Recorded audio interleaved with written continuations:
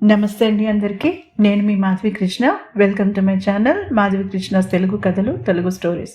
హృదయం ఊగిసలాడే 40వ భాగం. Door bell అదే పనిగా మోగుతున్న స్పృహ లేని దానిలా అలా కూర్చుండిపోయింది నర్మద. బయట నిలబడిన కిరీటి అసహనంగా మరొకసారి బలంగా అదిమాడు కాలింగ్ బెల్ని. అయినా రెస్పాన్స్ రాకపోవడంతో నర్మద మొబైల్కి రింగ్ చేశాడు. ఆన్సర్ చెయ్యడం లేదామె. కావేరికి కాల్ చేశాడు.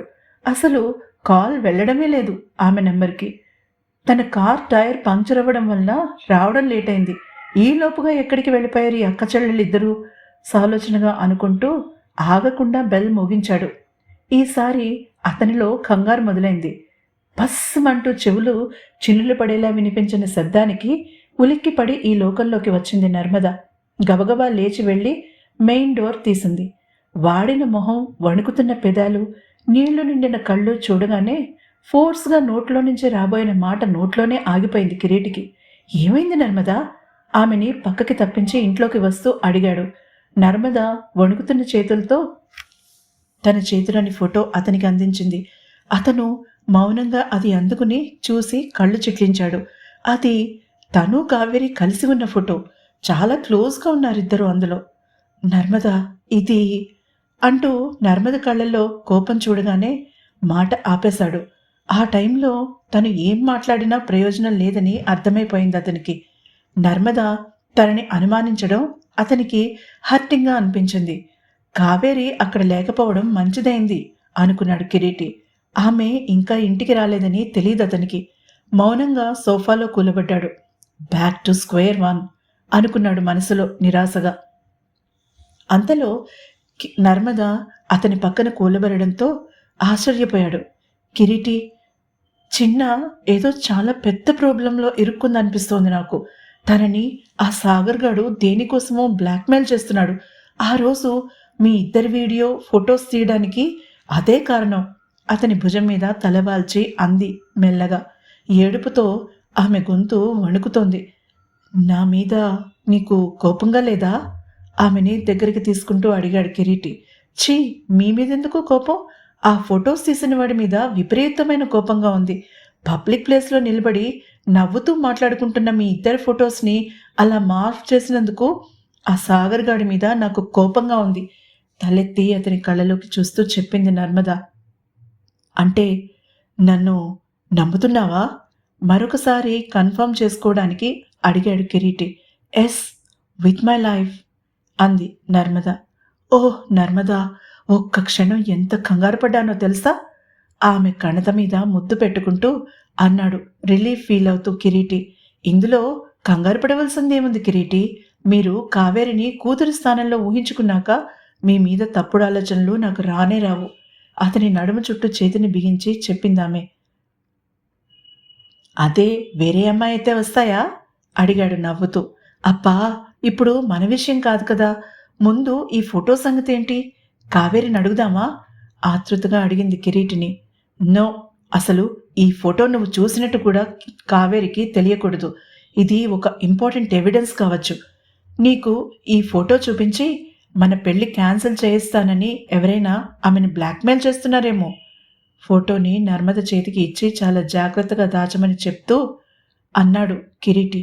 ఫైన్, మన పెళ్లి జరగాలంటే ఆమె ఏదో ఒక పని చేయాలి కదా. అది ఏమై ఉంటుందంటారు? అడిగింది నర్మద. ఏమైనా కావచ్చు. ఆ బ్లాక్మెయిలర్ ఏదైనా అడగచ్చు. దానికి చాలా వైడ్ స్కోప్ ఉంది నర్మద. ఇది అర్ణవ్తో డిస్కస్ చేయవలసిందే. ఇలాంటి బ్లాక్మెయిల్ కేసెస్ వాళ్ళకి చాలా మామూలే చెప్పాడు కిరీటి. ఆమె అతనితో ఏకీభవిస్తున్నట్టుగా తల చిన్నగా ఊపింది. కావేరెక్కడా? అప్పుడు అడిగాడు. ఇంకా రాలేదు. ఒకసారి నీ ఫ్రెండ్ అర్ణవ్కి కాల్ చేయకూడదా? అడిగింది నర్మద. అతను తన మొబైల్ని బయటికి తీస్తూ ఉండగా బయట ఆటో ఆగిన శబ్దం వినిపించింది. ఇద్దరూ సోఫాలో నుంచి లేచారు. నర్మద మెయిన్ డోర్ దగ్గరికి నడిచింది.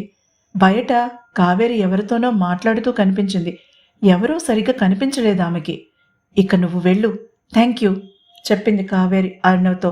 లోపలికి వచ్చి నీ పెద్దవాళ్లతో మాట్లాడాలని అనుకుంటున్నాను ఆటో దిగిపోతూ అన్నాడు అర్ణవ్. కావేరి కంగారు పడింది. ఏం మాట్లాడతావు?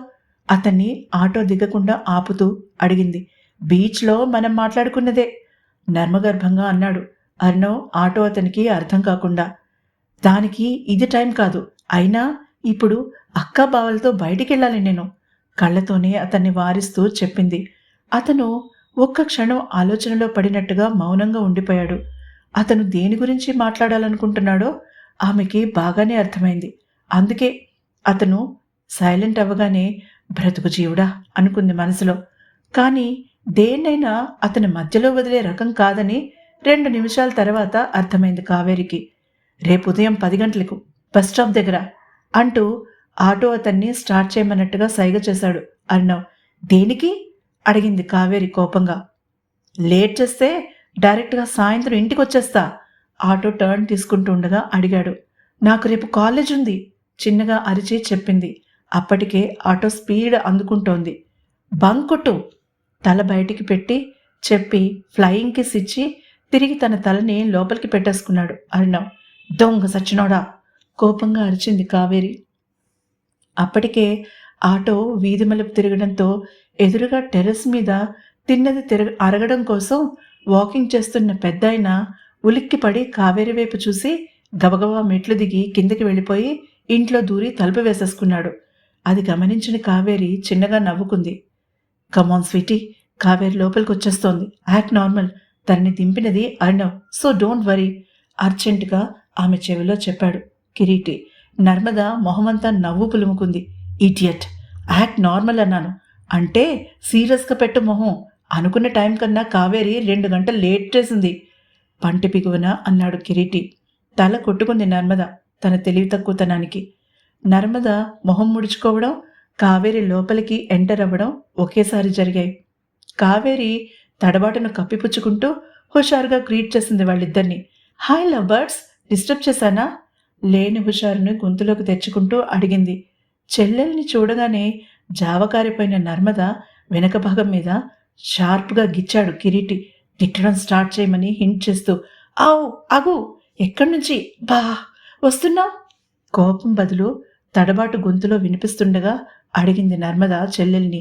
కిరీటి గిచ్చిన చోట బలంగా రుద్దుకోవాలని అనిపించినా అతను ఆమె చేతిని తన చేతిలో బిగించి పట్టుకోవడంతో నిస్సహాయంగా చూడకుండా ఉండడానికి ట్రై చేస్తూ తిన్నగా నిలబడింది నర్మద. ఏమైందక్క, ఆర్ యు ఓకే? కళ్ళల్లో కన్సర్న్ కనిపిస్తుండగా అడిగింది కావేరి. నువ్వాగు నర్మద, కోపంలో నీకు అసలు మాట కూడా సరిగ్గా రాదు. కావేరి డార్లింగ్ని ఏదో ఒక మాటని హర్ట్ చేస్తావు. ఏదో ఫ్రెండ్స్తో బీచ్లో స్నానం చేయడానికి వెళ్ళిందేమో, కావేరికి కన్ను కొడుతూ అన్నాడు కిరీటి. నర్మద కోపంగా చూసింది కిరీటి వైపు. ఈసారి ఆ చూపులో నటన లేదు, మనసులోనే నవ్వుకున్నాడు కిరీటి. అతనికి కావలసిన ఎఫెక్ట్ రావడంతో కిరీటి తనని సపోర్ట్ చేసినందుకు నర్మదకి కోపం వచ్చిందని అనుకుంది కావేరి. ఆమె కోపానికి అసలు కారణం తను కావేరి ఎదురుగా నర్మద వెనుక భాగాన్ని ముట్టుకోవడమేనని తెలుసు కిరీటికి. మొత్తానికి అసలైన డ్రామా స్టార్ట్ అయింది నర్మద కిరీటిల లైఫ్లో. ఇది ఎక్కడికి దారితీస్తుందో తెలుసుకోవాలంటే తప్పకుండా వచ్చే ఎపిసోడ్ని వినాలి. ఈ ఎపిసోడ్ కనుక మీకు నచ్చినట్టయితే తప్పకుండా సబ్స్క్రైబ్ చేసుకోండి, లైక్ కొట్టండి, అలాగే కామెంట్ సెక్షన్ని మర్చిపోకండి.